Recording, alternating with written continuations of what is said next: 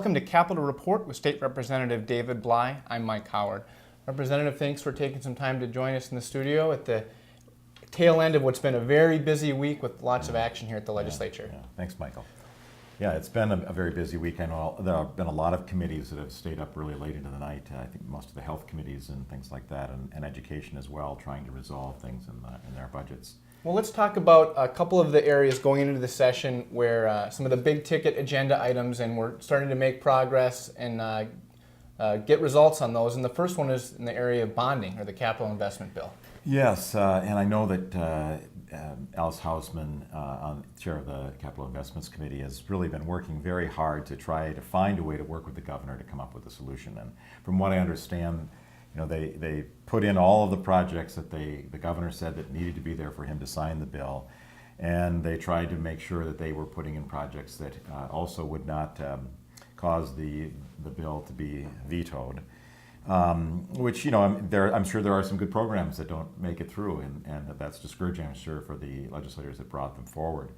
But that in the end, you have to have a bill that the governor is going to sign, because it doesn't look like we're going to be able to override him necessarily. So, but I can report that the Northfield Transit Hub that was in there is still in there, and the trail money for the Milltown Trail is there, and also the improvements for the Faribault South Central College is still there too. So, which is much needed. I mean, I don't know how many years it's been, but it's been many years. But they've been sort of requesting this improvement, and they really do need to have that happen. And it's fortunate to see that it's still there. So, as I understand, then that bill was passed off the floor. The bill is sent to the governor, and he may make line item vetoes. I think he said he will, but the most important thing is that'll be passed into law, and shovels can go into the ground very soon. That's right. I mean, that's the other goal, is trying to get this bill passed at a time when the projects can begin, as the construction seasons begin. So it's really important that something get done and get moving. And as we've said all along, we're really trying to do something that will help the job market and get people working again. So and hopefully that will do that. And of course, if we're able to stimulate the economy somewhat, and that also helps bring in more revenue and eases our problems as well, which may be part of the reason that we've seen some improvements in the economy already with the federal. I think you're right. The economists have reported that some of the federal economic stimulus dollars has had an effect on either preventing deeper job losses or getting some people back to work. And if people are working, that's helping the budget situation. Right. And in the recent fiscal report that we had looking at the future was more positive than we were thinking it would be. Still a lot of room to improve, but it's good.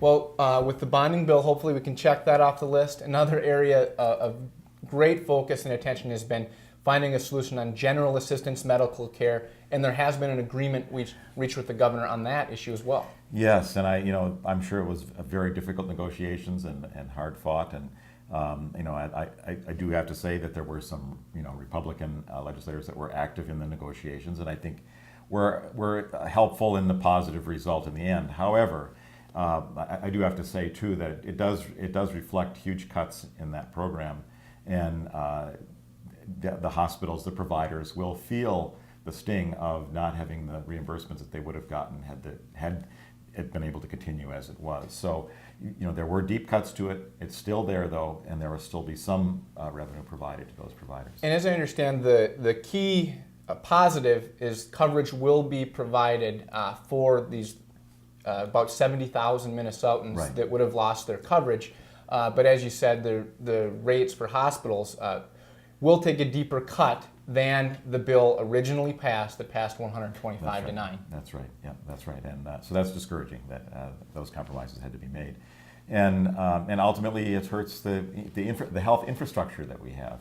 That does affect us all. So, and that's unfortunate. And we try to do what we could, but once again, you have to come together and it represents you.